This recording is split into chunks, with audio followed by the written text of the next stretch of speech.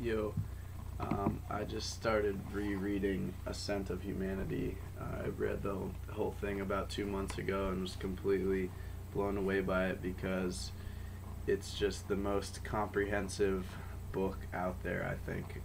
He spent 10 years writing it, Charles Eisenstein, and I'm going to read a bit of the introduction. Um, and here we go. So, more than any other species, human beings are gifted with the power to manipulate their environment and the ability to accumulate and transmit knowledge across generations. The first of these gifts we will call technology, and the other we will call culture. They are central to our humanity. Accumulating over thousands of years, culture and technology have brought us into a separate human realm. We live more than any other animal surrounded by our own artifacts, like this. Among these are works of surpassing beauty, complexity, and power, human creations that could not have existed, could not have even been conceived in the times of our forebears. Seldom do we pause to appreciate the audacity of our achievements. Objects as mundane as a compact disc, a cell phone, an airplane would have seemed fantastical only a few centuries ago. We have created a realm of magic and miracles. At the same time, it is quite easy to see technology and culture not as a gift but as a curse. After millennia of development, the power to manipulate the environment has become the power to destroy it, while the ability to transmit knowledge transmits as well a legacy of hatred, injustice, and violence. Today, as both the destruction and the violence reach a feverish crescendo, few can deny that the world is in a state of crisis. Opinions vary as to its exact nature. Some people say it is primarily economic. Some people say it's primarily ecological. Others say it's a moral crisis, a social crisis, a political crisis, a health crisis, even a spiritual crisis. There is, however, little disagreement that the crisis is of human origin, hence despair. Is the present ruination of the world built into our humanity? Is genocide and ecocide the inevitable price of civilization's magnificence? Need the most sublime achievements of art, music, literature, science, and technology be built upon the wreckage of the natural world and the misery of its inhabitants? Can the microchip come without the oil slick, the strip mine, the toxic waste dump? Under the shadow of every Chartres cathedral must there be women burning at the stake? In other words, can the gift of technology and culture somehow be separated from the curse? The dashed utopian dreams of the last few centuries leave little hope. Despite the miracles we have produced, people across the ideological spectrum, from Christian fundamentalists to environmental activists, share a foreboding that the world is in grave and growing peril. Temporary, localized improvements cannot hide the ambient wrongness that pervades the warp and woof of modern society, and often our personal lives as well.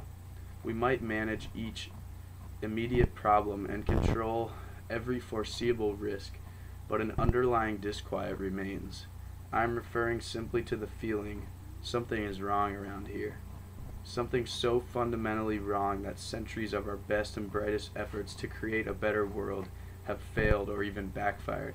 As this realization sets in, we respond with despair, cynicism, numbness, or detachment. Yet no matter how complete the despair, no matter how bitter the cynicism, a possibility beckons of a world more beautiful and a life more magnificent than what we know today. Though we may rationalize it, it is not rational. We become aware of it in moments, gaps in the rush and press of modern life. These moments come to us alone in nature, or with a baby, making love, playing with children, caring for a dying person.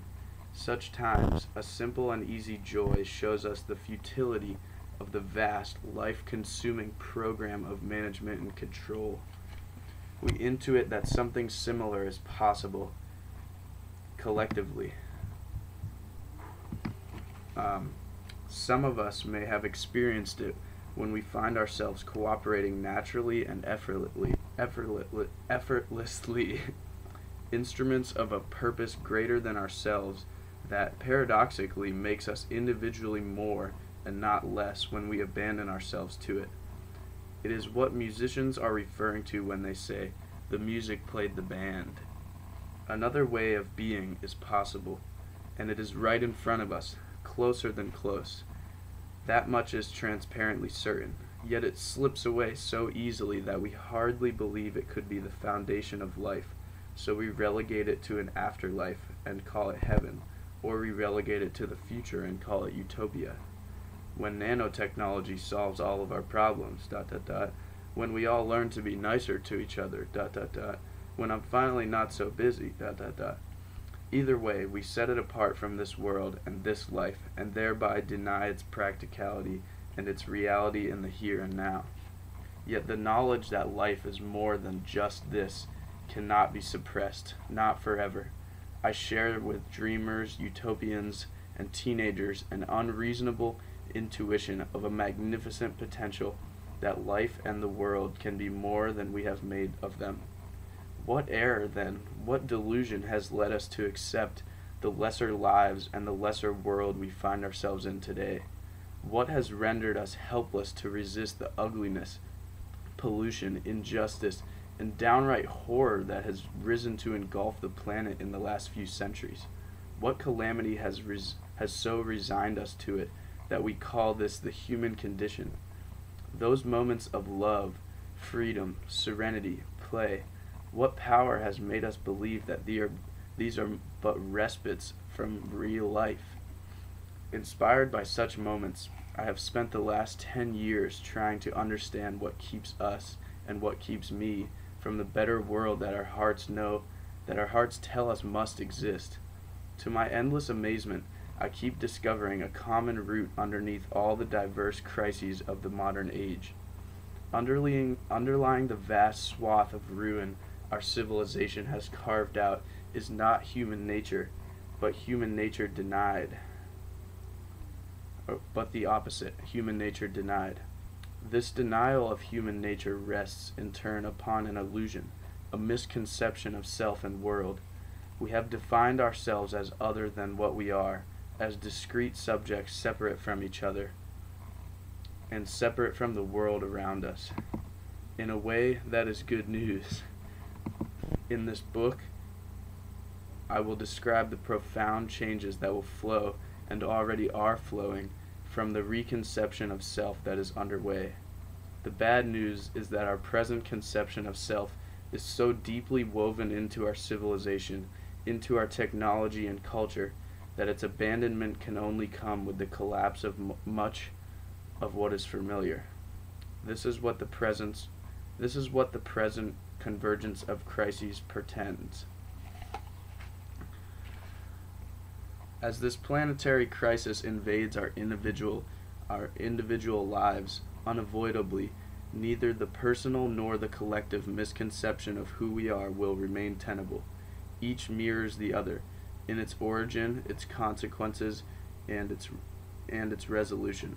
That is why this book interweaves the story of humanity's separation from nature with the story of our individual alienation from life, nature, spirit, and self.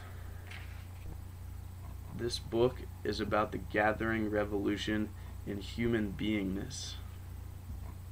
So that is a little bit from the introduction to this book, and the entire book is online for free, but I wouldn't want to stare at a screen that long, so I recommend actually buying the book because I don't think you'll regret it. If you've read any books like that talk anything about culture, society, environmentalism, social psychology, it's all in here.